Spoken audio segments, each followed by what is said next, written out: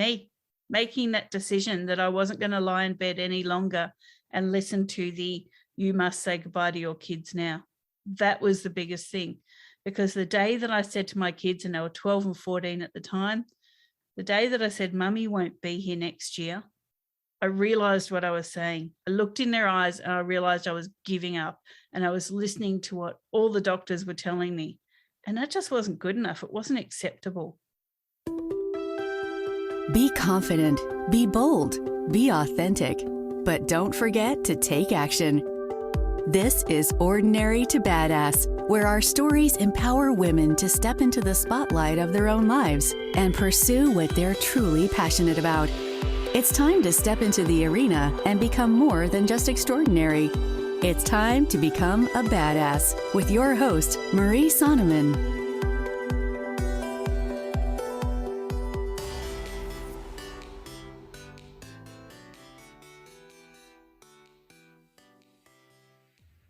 Magic Barclay has been a single mother of 2 for the past 10 years.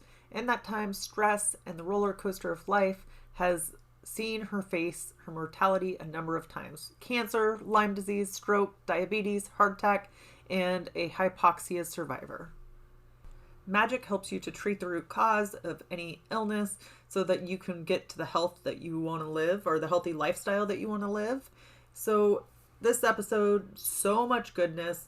We definitely talk a lot about the health and medicines and what our medication might be doing to us, and not just listening to the doctors, being able to ask why, and then responding to hard situations like divorce and getting over mom guilt. There's just so much. This episode is packed with a lot of good nuggets, so stay tuned. Make sure that you listen to this one. And then, if you love it as much as I did, head on over to iTunes and leave a 5-star rating and review. Every single one matters, and it helps the podcast, helps other badasses just like you to find the show. Or if that's not your jam, you're not into that, then just take a screenshot of the episode and throw it in your Instagram stories and tag me at Ordinary to Badass. All right, let's get to it already.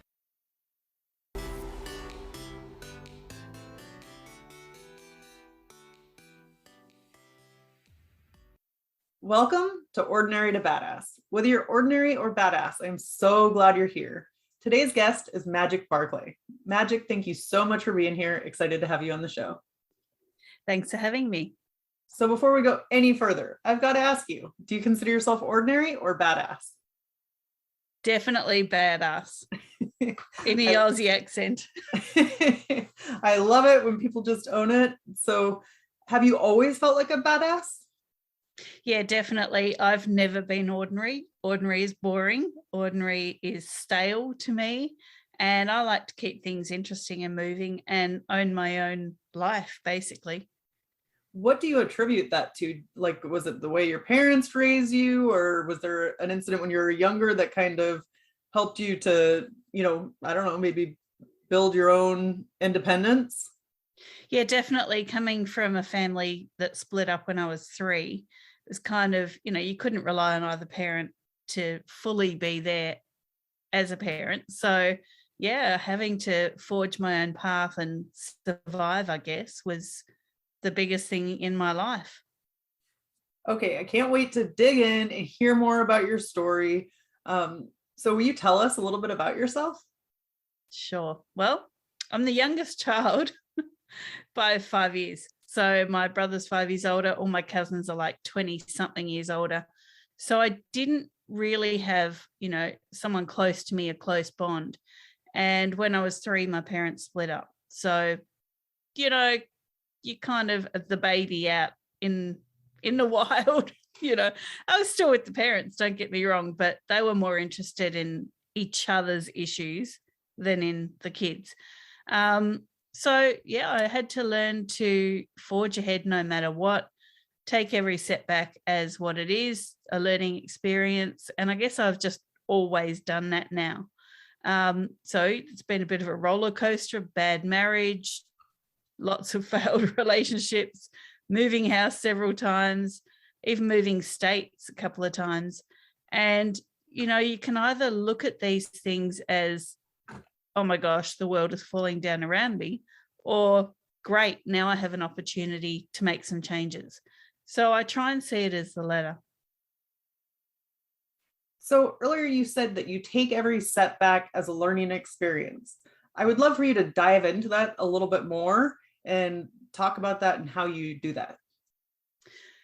It's not easy. Like, don't get me wrong, my head still spins around on my shoulders going like, what the heck, you know, why me, all that kind of thing. I still have those moments, but it's a matter for me of not being in that moment for too long.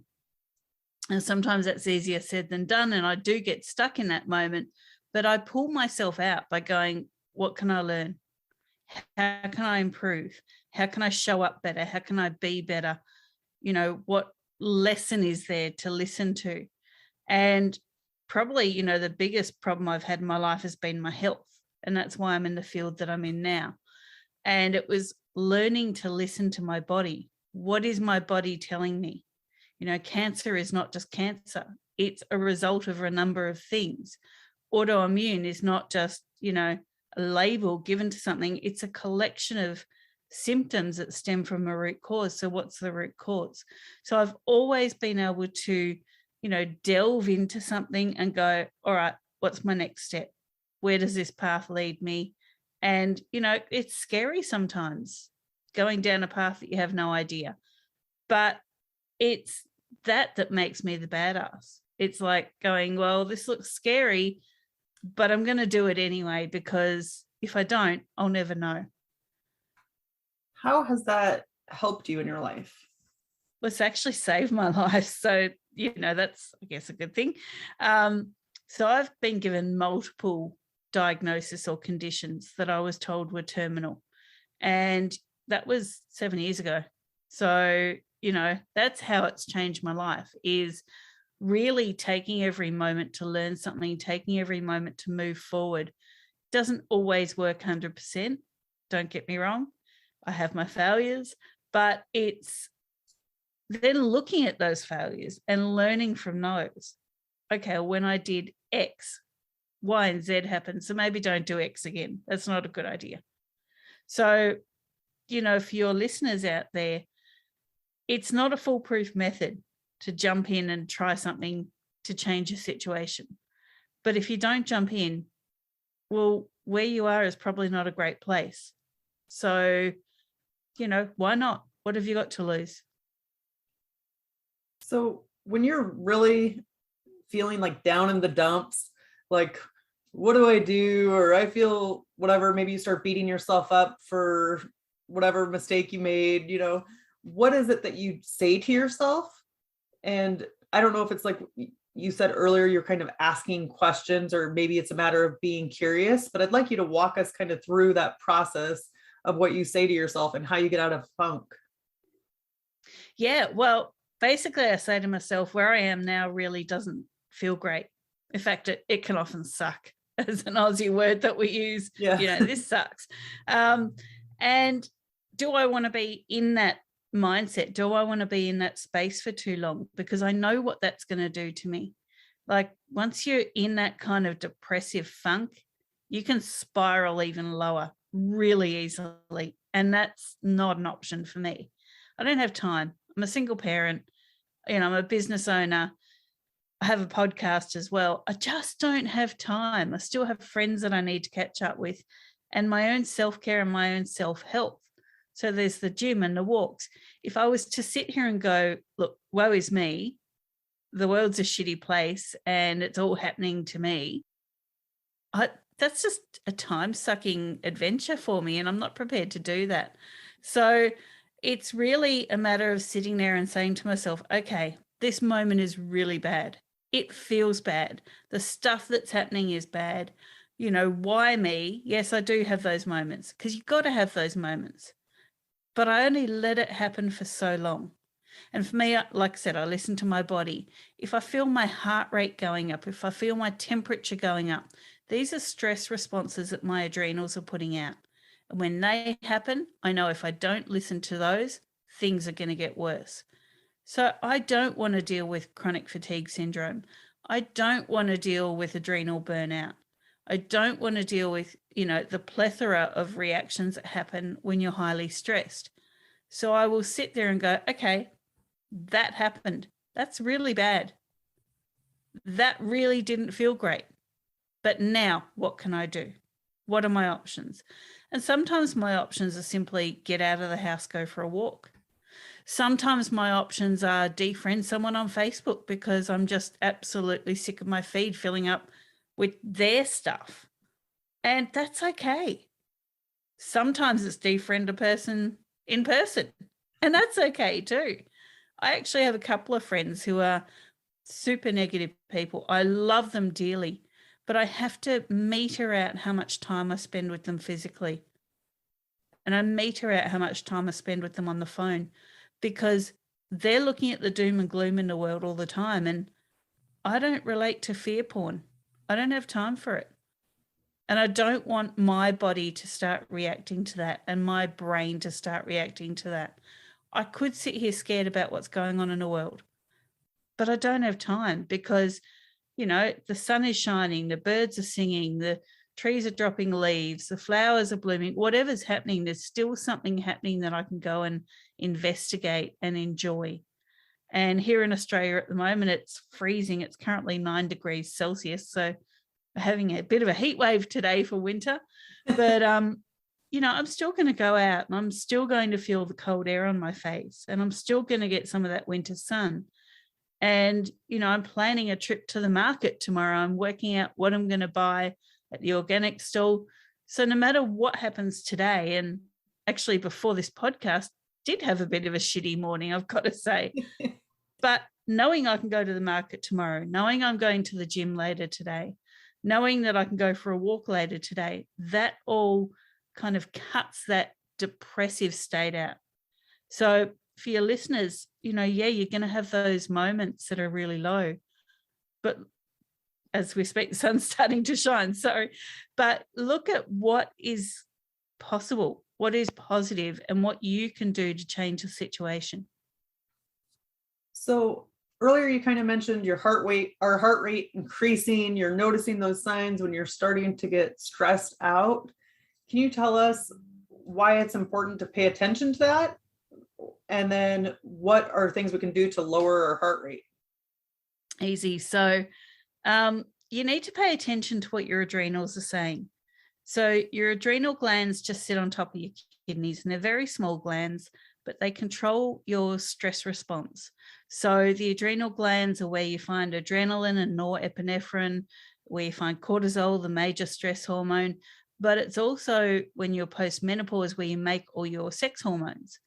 So the adrenals can get really, really affected by high levels of stress because you're pumping out, you've gone past adrenaline and norepinephrine, and now you're pumping out cortisol. And that is, after an extended period of time, the most detrimental thing you can do to yourself, because it causes round the tummy weight gain, bloating, a whole lot of illnesses, can push your blood sugars up. It can do a whole lot of things. And we're supposed to experience these stress hormones in short bursts. So something happens, like you stub your toe, you immediately have that, oh, that was really bad. Now I'm really stressed out. But then you jump out of it. But when you're in this stress response for so long, changes happen in your body that they're not irreversible, but they're not easy to reverse. And that is really behind a whole lot of health conditions. So it's really important to listen to your body and go, okay, I feel a bit yuck at the moment, heart rate's up, what can I do? Simple thing you can do is called box breathing. So it's breathing in for 4 seconds, holding it for 4 seconds, out for 4 seconds, holding it for 4 seconds. And you can do that a number of times, and that just lowers your heart rate and cuts that stress response. So that's just something really easy that you can do anytime, in the car, at work, when the kids are screaming at you, oatmeal's flying through the air, whatever happens. So you mentioned this thing of having multiple diagnoses, and is that what changed or set you on a health trajectory, or were you already on that before? I was kind of already on it, but not to the level that I am now. So I was more mainstream, I was more like, I'll go to the doctor, I'll go to the naturopath, I'll diet and exercise and hope that my weight drops, that kind of thing.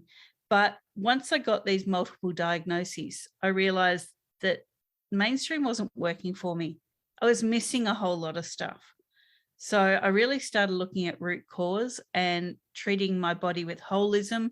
So the body as a whole, not something in isolation or using reductionism, and really looking at, okay, well, my weight is a symptom.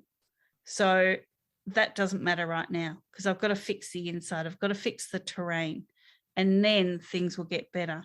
And, I'm still on that journey. I'm still a little bit heavy, but I'm alive. Like I said, 7 years after being told I wasn't going to be, here I am. And so if that means I'm carrying a bit of extra weight at the moment, so be it. I've regrown my hair. I've rebuilt my life. My kids respect me because they've seen the work that I've put in, and that's what matters.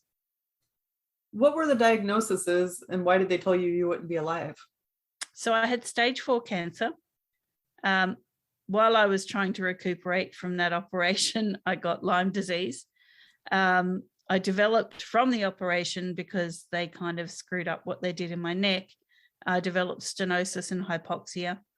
I had diabetes at the time as well.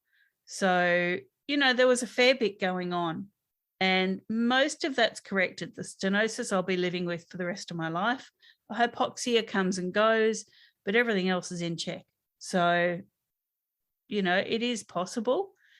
Is it easy? No, definitely not. What do you attribute that change to? Me making that decision that I wasn't going to lie in bed any longer and listen to the, you must say goodbye to your kids now.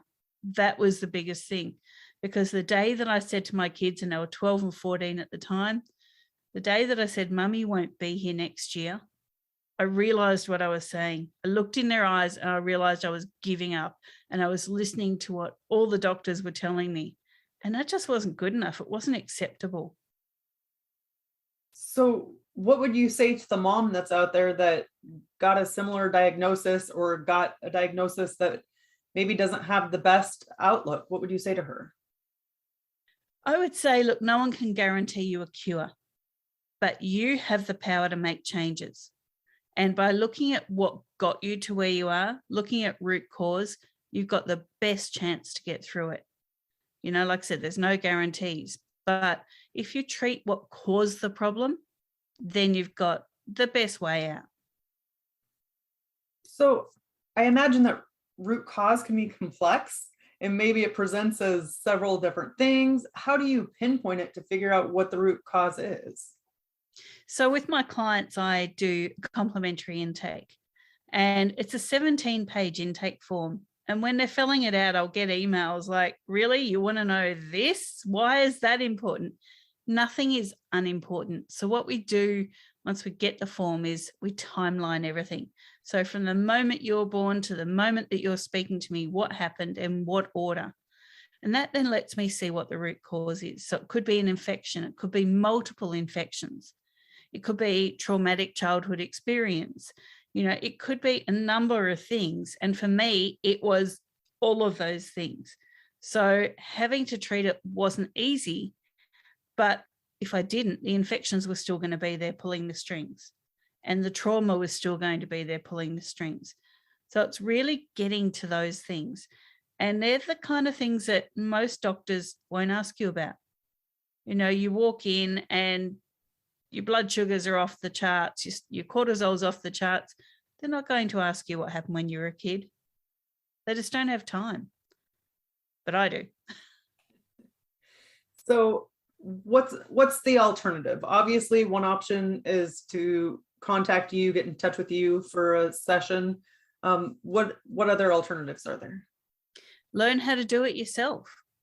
So, you can shoot me a message and I can send you a link to a wonderful functional health school that I'm part of. And, we teach clients to become their own practitioners. Really just listen to your body is the biggest thing. If something doesn't sound right, something doesn't feel right, it's probably not.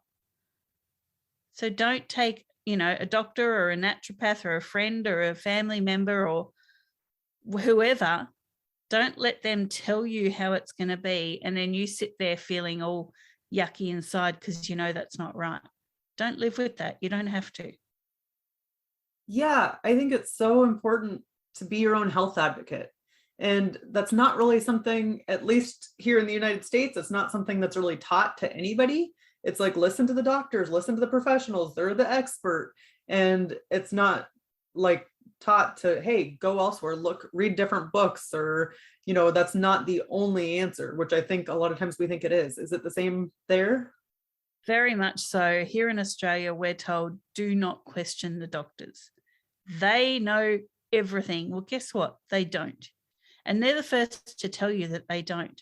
So when they become a GP, I can't remember how many years, 4 or 6 here that they're at uni, they're supposed to learn everything about the human body. So when you come into the clinic for your 7-minute appointment, because that's all they've got for you, that they're supposed to be able to answer everything. Guess what? They can't. Nutrition alone, they spend maybe an hour in 4 years on nutrition. So they're not nutritionists. They can't give you a diet. They can't tell you what to eat because they don't know that certain diets, certain ways of eating are not great for certain immune types. In fact, they don't even know that there's 5 known immune types. They just think the immune system is the immune system. Well, guess what? It's not. And it's not their fault. They don't have time. So be your own doctor, be your own guru. And while we're talking about the word doctor, right, in the early 1900s, there was no word called doctor, okay? It actually meant teacher. The doctor was supposed to teach you how to listen to your body. And they did. Our grandparents, back in the time, would go out into the garden, pick some herbs and, crush it down in water and pestle and make you swallow something horrible. And that's because they were the doctors, they were the teachers. But in the early 1900s, the Royal College of Surgeons trademarked the word doctor to become what we know it is today. Okay, so now people go to uni for a number of years to get this doctor at the end of their name. But really, they're supposed to be a teacher. When was the last time you went to a general practitioner, a GP, and they taught you something? They're not supposed to just prescribe something and tell you to, move more, eat less. That's not fixing a situation. It's a Band-Aid solution. And when you leave a Band-Aid on long enough, well, it ends up falling off and the problem's still there, probably worse. I love that analogy about the Band-Aid because it's so true. And then also, like you were saying, yeah, it seems like they can just prescribe. And I'm not hating on doctors. Like, they are busy. They have a lot going on themselves. I think there's just a lot of pressure on one area to solve all of our health problems. Exactly. And when they're prescribing something synthetic. So when was the last time your doctor got their script pad out and wrote, go sit in the sunshine with bare feet in the dirt, drinking water with some essential oils in it, and, just enjoy nature around you? They're not going to write that. Right. They're going to write, take a statin to control your cholesterol, take blood pressure medications, take, anti-reflux medications. I'm not fixing what's causing that, but take that so you don't feel the symptoms anymore. Well, those things are synthetic that you're taking, and they're going to have a number of side effects. Every medication is listed on Dr. Google, and the lists of side effects are there. Okay. But these days we go and see a doctor, and it's not often we stay with the same doctor. You don't go with a list of the medications that you're on. They don't have time to look at the medications you're on. So they'll prescribe something that could conflict with the last medication. And I see a lot of that when I'm going through people's med lists. And I go, hang on, you're on 3 statins? Why? Oh, well, the second doctor didn't ask me, so they prescribed it, so I took it. Oh, and you're on something that, okay, it's a beta blocker. Why? So you've got to think these things are synthetic and they have their own side effects, which cause more issues. So not only now have you got a Band-Aid flapping like you've been swimming and it's hanging off your foot, and now you probably got a bit of an infection under it, but now you're bombarding your body with chemicals, which have their own side effects. So why would you do that? Not all medications are bad. Don't get me wrong, listeners. Not all are bad. Some you need to be on. But you have to understand that if it's not of nature, it has side effects. So somebody that's on a bunch of medications and they don't know if they really should be going together, what could they do to start to investigate? Is it Dr. Google or is it something else? Dr. Google is a great place to start. Good old Wikipedia is great too. So you're really looking at not only the side effects, but what's known as MOA, mechanism of action. And each mechanism of action is listed, okay, especially on Wikipedia. So you look at that and you copy and paste it onto a document and print it out and go to your doctor and say, is this right? Because this says this does this and it's not compatible with that, but now I'm on that. So ask questions. You have the right to ask. It's your body. Because guess what? When the doctor prescribes something, when the naturopath prescribes something, when whoever prescribes something, they don't have to live with the outcome. You do. So this is where you need to be a badass and you need to say, well, this is my body. I'm the one that goes home and at midnight I'm waking up with hot sweats because of the medication, or I can't get to sleep, or I can't wake up. They're at home in their own beds, nice and cozy. Maybe they've had a glass of wine, they're with their family, fireplaces on in winter, aircon's on in summer. They're not living in your body. So really take that responsibility. So the MOA, that would say what medicines conflict with other medicines. Is that right? The MOA will tell you how the medicine works, but there will be, under the side effects, a list of contraindications. And other medications will be there. So once you do that for each medication, you'll see one, we'll take thyroid, for example. So one might block T4, which is a thyroid hormone, but another medication might be a T4 medication. And I say this because I recently got a client who came from an endocrinologist, well known, and this is their job. And they had put this client on a T4 blocker and a T4 medication. So why is she on two medications that do exactly the opposite of each other? She went back to the endocrinologist and said, why? I've looked at these things. And the endo said, oh, I didn't realize they did that. This is their job to do this, right? So if you can research that stuff, you're not being a hypochondriac, you're taking responsibility. Research this stuff, go to the person prescribing to you and say, but this says this and this says that, because sometimes they just won't know. That's both terrifying and empowering at the same time. Like it's terrifying, right? Yeah, that the doctors could be prescribing something and not even know. And then also like encouraging that, you could take action into your own hands and really figure some of this out for yourself. Yep. At the end of the day, if you put anything into your body, it's your responsibility. It's not theirs. It's yours, because you had an opportunity to say, nope, doesn't sound right, or tell me more, or why. Always say why. I'm prescribing this. Why? Oh, because it does this. But why? Because you've got X, Y, Z. Yeah, but why? Why have I got that? Always ask why.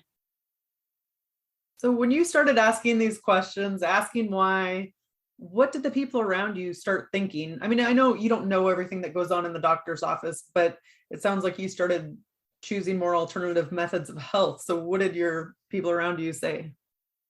My doctor actually wrote on my file that I had Munchausen's early on in a piece before I started questioning, and I saw the file and I went, oh, so he thinks I'm nuts, but there's something actually wrong inside me. So when I found a decent doctor and I started asking why, he said, why are you asking me why? And I said, because I have the right to know. And he said, who told you you had the right to know? And I said, I told me. And he said, no one's asked me this before. And I said, well, I am now. So we can sit here with me on the chair with my arms folded until you give me some answers, or we can make another appointment. You can do some research and then give me some answers that I want to hear. They're the options. And then he said, but why? And I said, because I can. So he's still a good friend to this day. I don't see him as a doctor anymore. In fact, he sends me messages every now and then, hey, what does this do? And I'm like, hang on, you're the doctor. You're supposed to know. But kudos to him for like chucking his ego aside and like asking somebody who he figured would legitimately know. Yeah, totally. And there need to be more people like that. Yeah. I have the time to research what I put into my body. Did I have the time early on? No, but I made the time. So now there's not a thing that I take, that I do, that I don't know the ins and outs of. And, for your listeners, maybe they don't have that time, but just asking why. Because you're paying that doctor, right? You're paying them for a service. Get the full service. Don't just get half answers.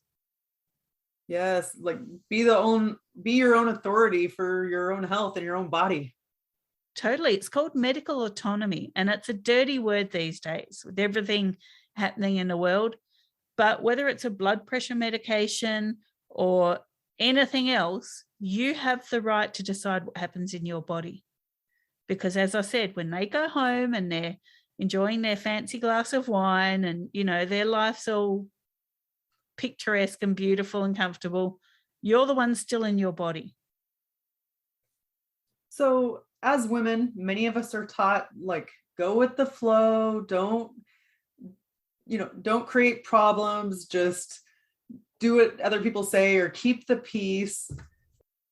I imagine that you have to do some sort of work to get in touch with yourself, to get in touch with your intuition, or to start listening to yourself more. Do you have any sort of practice that you do to help you get in touch with your own voice?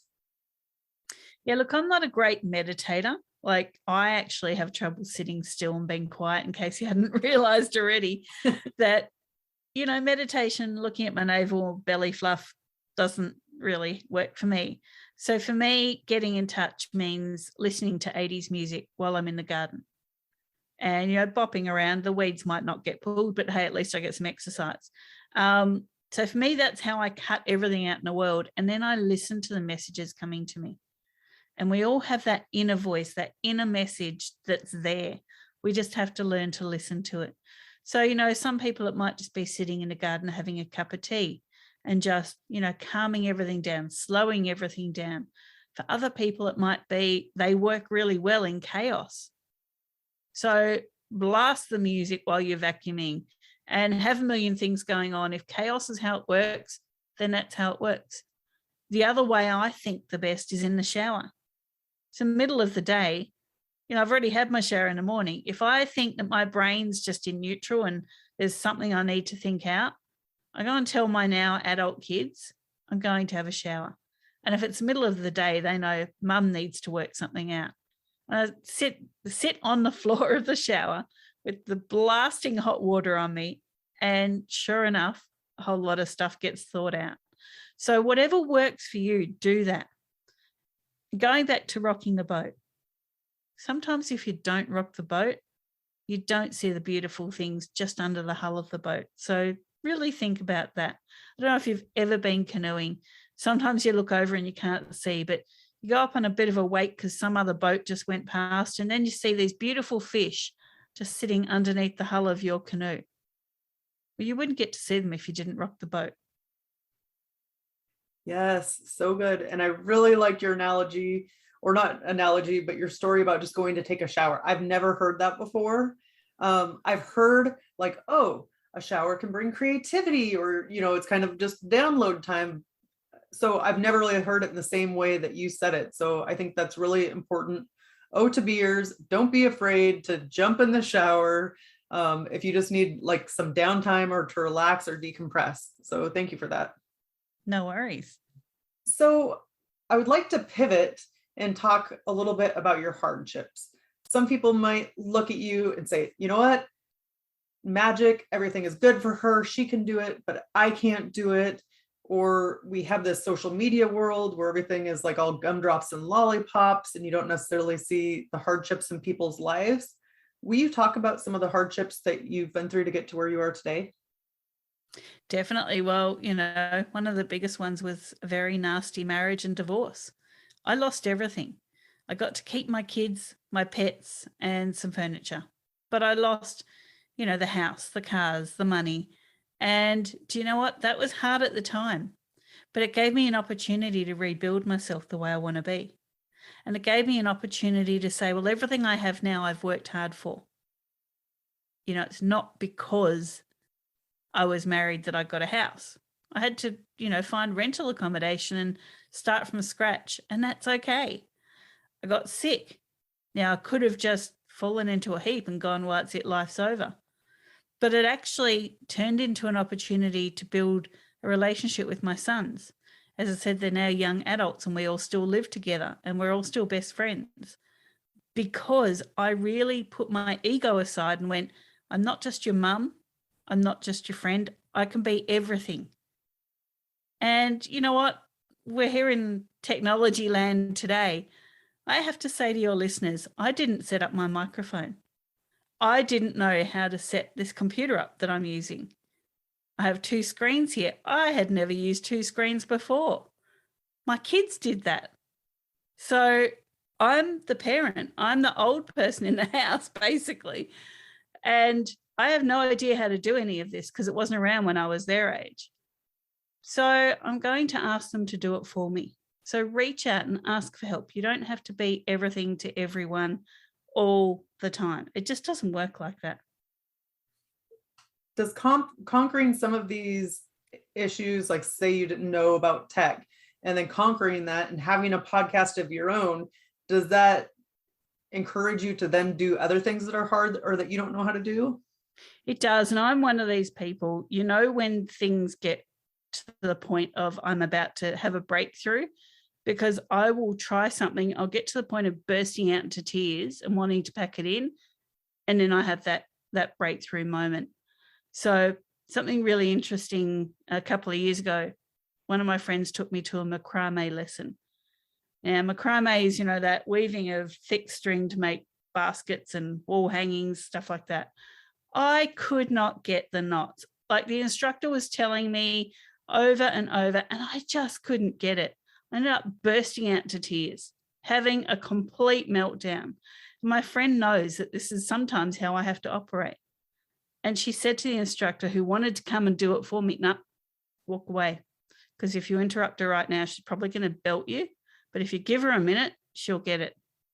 And sure enough, they all just sat there watching me disintegrate on the floor. And then I went, I got it. And then I made it. And the wall hanging's actually out in my hallway now. And it's great because I had to get to that point of meltdown. Sometimes that has to happen, but you have to let it happen. We can't keep covering up these things and trying to live, a half okay life. Sometimes you have to push the limit. And I did that with my marriage too. I got to the point where I just could not tolerate what was going on anymore. I disintegrated for a couple of days and then I left. And I opened the door and we walked out and that was great. So, really sum up what's happening. It's not forever. It can get to the absolute worst moment, but that's when you learn. So can you take us back to the time where you're thinking about leaving your marriage, or the couple of days when you're having a hard time with it but kind of wrestling around with the idea? What was that like? And then how did you make the decision to leave? It actually was pretty bad for a few years. And I was living on the couch. He had the bedroom. I had the couch with the cat and the dog. And, I was kind of seeing things that were going on. And I thought it was just affecting me. And it wasn't really until, right towards the end that my kids, who were little at that stage, came and said, Mum, he's hurting us too. We're scared. I went, right. That was my disintegrate moment.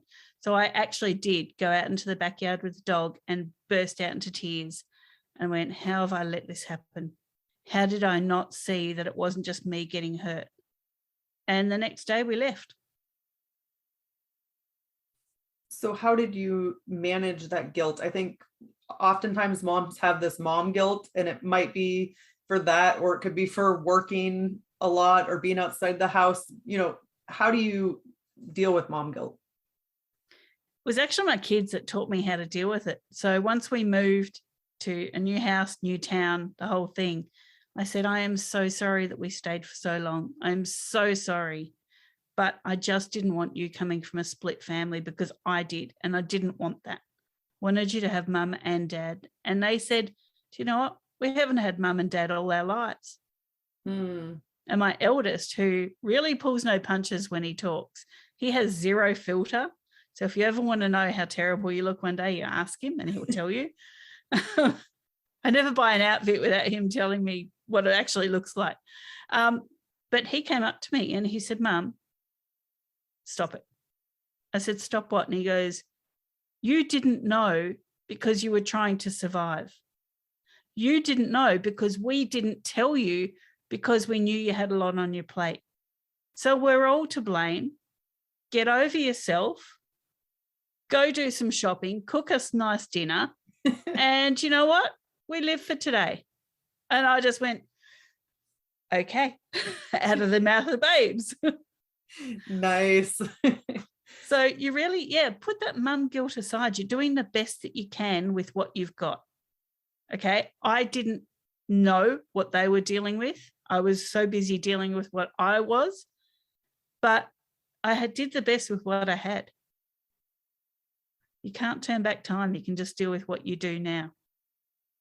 Yes. And I think it's important to remember, like, even if you don't have a kid or a friend or somebody to remind you that you're doing the best that you can be your own cheerleader. You can say these things to yourself when you're feeling down and repeat them several times until you start to believe it. Yep. The other thing that you can do is, this used to sound really hokey to me, but a gratitude journal. It wasn't until I actually started doing it and got over my stubbornness of it. It sounds a bit hokey, but, write things down of great things that have happened today. So a great thing that's happened for me today so far is that my legs work and I can walk through my house. Great thing that happened this morning was I stubbed my toe. Why? Because it made me more aware of the surroundings that I'm in. But you know what? How great that my toes work, that I could feel the pain of stubbing my toe. A great thing for me, I often worry about my weight still, but a great thing for me is I'm not what I was at my heaviest. So today I can appreciate that my body is still trying to protect me, and, weight is just weight, but I can still move. I can still go to the gym. I can still enjoy time with my family.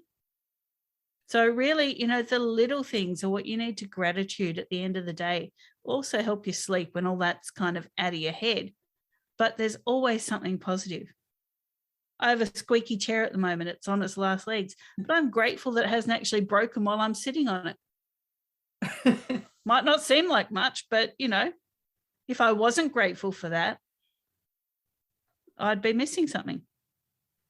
Yes, that's so true. And I know earlier you talked a little bit about when you got the divorce or when you moved out and you didn't have anything, or through the divorce, you lost everything to your spouse. I don't know about you because I'm divorced too. I had nothing during the transition period, like while you're waiting for all the paperwork to be filed, all that stuff. And I was like mortified at the time because I'm like, I have nothing, but then like later looking back, it's like, that was one of the happiest times because I had so few belongings and I wasn't reliant on, needing this thing or that thing. Was that the same for you? It was. And, I talk about my kids pulling no punches. My eldest, again, came into his own. And a moment I was sitting in our new rental home on the floor. We didn't have any beds. We'd left the beds behind. And I said, wow, what are we going to do? And he goes, we can pitch a tent in the middle of the lounge room and we can get our blankets and our pillows and we can have fun. I said, but we have nothing. And he turned around and he goes, Mum, we have each other. And I went, yep, now I have everything. That's it. It sounds like you raised some wise kids. Yeah, I don't know how that happened, but anyway, I think they kind of had to raise themselves a bit like I did, but at least because I'd been honest about my family with them, they didn't fall into the same pitfalls. So they've never had the I'm not good enoughs going on. I did. I made it mean to me that my parents broke up because I wasn't good enough. They never had that because I've been honest with them the whole time. and even to this day, they're now in their 20s, both of them. And I say, listen, if you ever want to reach out to your dad, you can. No matter what he's done, he's still your dad. And they just turn around and they said, you know what? He's had the opportunity for the past 10 years. He hasn't taken it. So bugger it. And I'm like, okay, then. How did you know what you could say to them? Because they were still younger. How did you kind of manage that? It's a fine line, I imagine. I've never really treated them as children. I've treated them as humans. So, rather than say, don't touch that because it's hot, I'll say, if you touch that and it's really hot, you're actually going to burn your hands and it's going to blister up and it's going to be really sore and you could get an infection. So you could touch it because it feels like a good idea at the time, or you could think about what could happen. Now, most people don't talk to their kids like that. I always have. Both my kids are on a spectrum, the autism spectrum. So I ran my home when they were little, like an army boot camp. And my mother used to come and say, stop talking to them like they're the dogs. Because, you say to your dog, sit down. So I'd say to my kids, sit down and eat. And then, they'd buck the system like, you say X, I'm going to do Y. And they'd run around and they're trying to eat and they're dropping food. And I go, right, now you better clean that up. And they'd look at me. I said, you just consider yourself lucky you didn't choke on your food while you were running. If I say sit down, there's good reason. And so then I would start adapting that to sit down so you don't hurt yourself with the food, so you don't drop it because you're the one cleaning it up later. And my mother used to come and say, you can't do that. You're supposed to do everything. They're little kids. No, they have to take responsibility for themselves. That's the way it is. Yeah, that's something that's not taught a lot or even talked about a lot. So I think that's interesting. And I think that I'm not the expert on this, but that kids can handle more, or they're more adult than we think they are. They have, I don't know a better way to say that, but they can handle a lot more than we realize. They can. And we have to give them that opportunity, because the only way we make well-rounded humans later is by giving them all the information they need. So, yeah, they're little kids, they might be 5, 6, 7, whatever. But don't do everything for them and don't hold back information. Explain to them when they cut themselves why you need to, disinfect it, why you need to do whatever you're doing to it, wrapping it in gauze or whatever. Explain to them. Don't go, oh, there, you've cut yourself. Oh, isn't that terrible? That's not teaching them anything. My family, especially my father, if I hurt myself and cried, he'd say, stop crying or I'll give you something to cry about. Well, that's not teaching me anything about life. That's telling me to withhold my feelings. My kids would fall over and cut themselves and I'd go, oh, that really sucks that you did that. Must hurt a lot. But now I've got to disinfect it because this is why we're doing it. And, we'll wrap it up and we'll make sure that it feels okay in an hour or so. And if it doesn't, come back and tell me. Very different approaches to the same problem. Yeah. And I imagine that kind of even feeds into like the health stuff we're talking about. Like if you're giving them explanations, they're probably going to start asking why to you and to other people. When other people aren't explaining it, they're going to be like, why? It kind of creates a environment where they're curious and feel okay to ask questions. Exactly. So when I do my intake call, like that's all free. And I will explain what immune type that I find that you are. And I'll explain the infections and where I'm seeing them in your history. And I'll explain how your hormones are working. And if you don't want to work with me after that, that's fine. But you walk away with a whole lot of information because guess what? That's your body. That's what you're dealing with. And you have the right to know. So I know we're winding down here, but can you do you do calls virtually, and can you tell their immune type just from them answering those questions? Definitely. So I work completely remotely now with everything that changed in the world. I actually closed my clinics here in Australia and decided to work remotely. I live kind of in a country town now, so it's great. The 17-page intake form pretty much gives me most of the information. And on the root cause analysis call, I will actually go through that and ask questions. So there might be some things that I have to highlight as I'm going through the form, And then I'll ask that on a call and I'll explain everything. So, that's all complimentary. And like I said, if you don't work with me, you don't work with me. But at least you've got answers because you have the right to them. Okay, awesome. If you'll send me that link so I can add it to the show notes, Yep. That would be awesome. So let's end with a tip to encourage women who are in the arena fighting for the life that they want. Well, be a badass. Don't be scared of it. You have every right to control the direction of your life.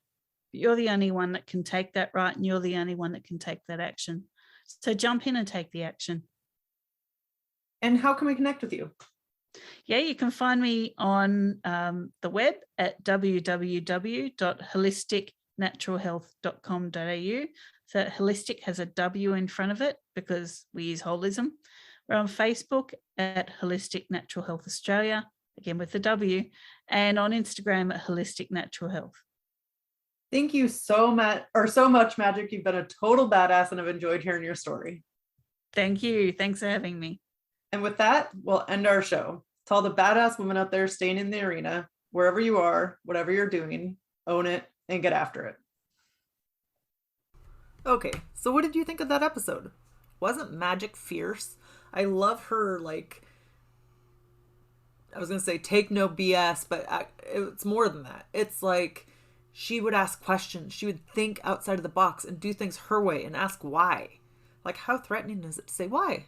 Why? But I don't understand why. So loved it. Let's do the 5 takeaways. First, notice your body's response to how you're feeling. Like, you can notice your heart racing and do the box breathing that she described. Number 2, no one can guarantee a cure, but you have the power to make changes. Look at what got you to where you are today, and you've got the best chance to get through it once you fix what got you to where you are today. Look on Dr. Google or Wikipedia, type in your medicine, and look for the MOA, which is the mechanism of action. When you find the medicine, or when you find a medicine that conflicts with another medicine that you're on, print it out and take it to your doctor. Say, is this right? This is what I found. Number 4, if you put anything into your body, it's your responsibility. Number 5, don't do everything for your kids, and don't hold back information from them. Explain to them what you're doing and why. So when they cut themselves, tell them why you need to disinfect it or why you need to put gauze on it. And if you just start comforting them, say, poor baby, there, that's not teaching them anything. All right. With that, I'm out. Tune in Thursday for the 3 reasons why Magic Barclay is so badass.